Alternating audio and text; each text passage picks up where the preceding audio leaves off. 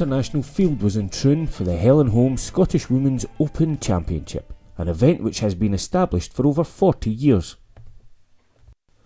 The 54-hole tournament takes place over the Portland course and the Old course at Troon.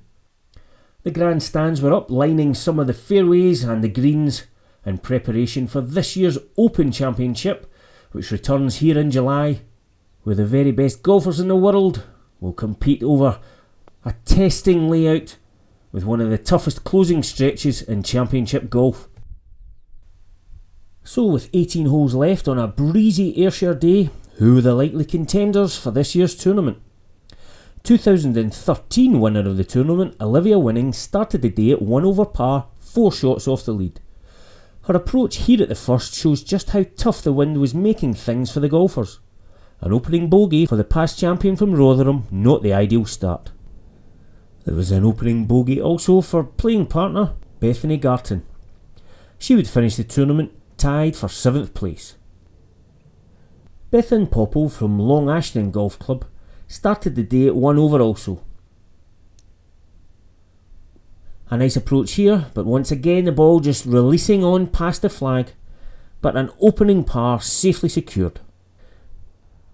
In the same group as Bethan was Maria Dunn from Ireland, holing here for her par and in contention today at level par.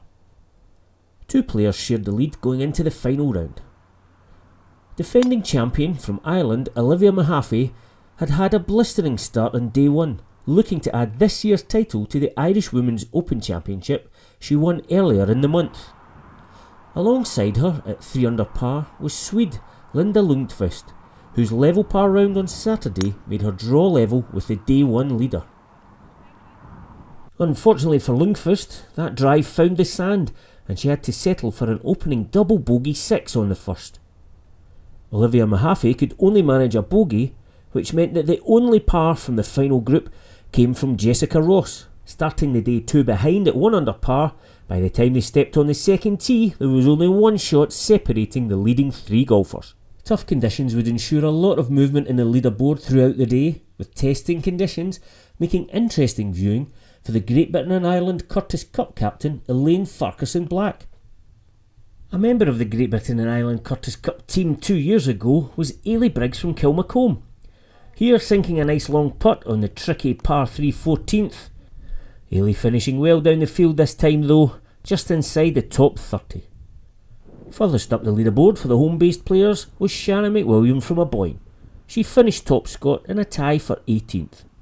Out on the course, low scoring was proving tough. A lot of dropped shots from the competitors. Although Olivia Winning at this point on 13 was 1 under par. Unfortunately that par putt stayed out and she would go back to level for the day, still very much in contention.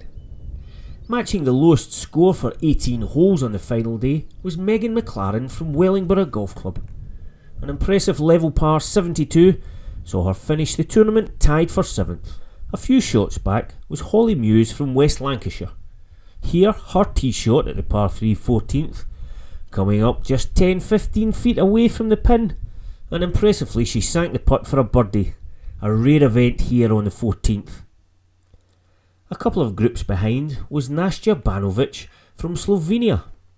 A nice tee shot here, although there would be no birdie for Nastya, she would finish nicely in the top 10, tied for 7th. Scoring was to prove tough over the final 6 holes, especially as the golfers were hitting into a strong wind.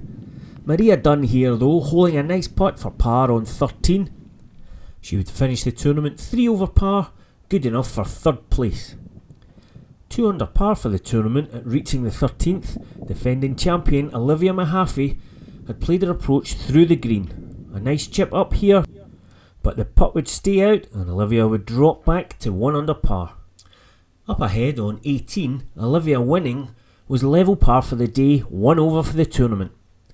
Just coming up short with her approach on the final hole, she played a nice chip from the edge of the bunker and leaving herself a testing putt to finish the day 1 over par for the tournament with a level par 72 round. An impressive putt there from Olivia, a shake of the head.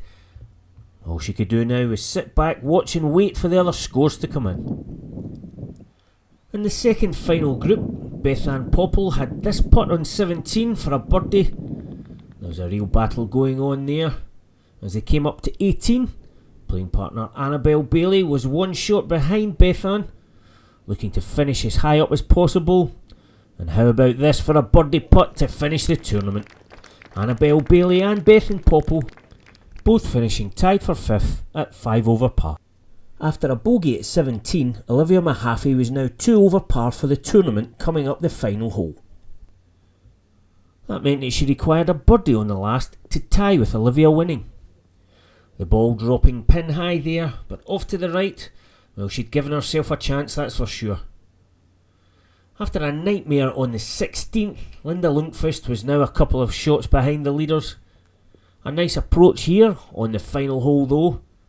2 putts from there, finishing with a par and finishing in 4th place for the tournament. So all eyes were now on Olivia Mahaffey and her birdie putt on the final green. Could she sink this to force a playoff and perhaps defend her title?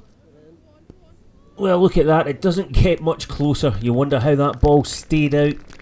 But stay out it did. It was a par on the final hole and a +2 total, which meant that the waiting was over for Olivia winning, and the Rotherham golfer would once again get her hands on the Helen Holm trophy.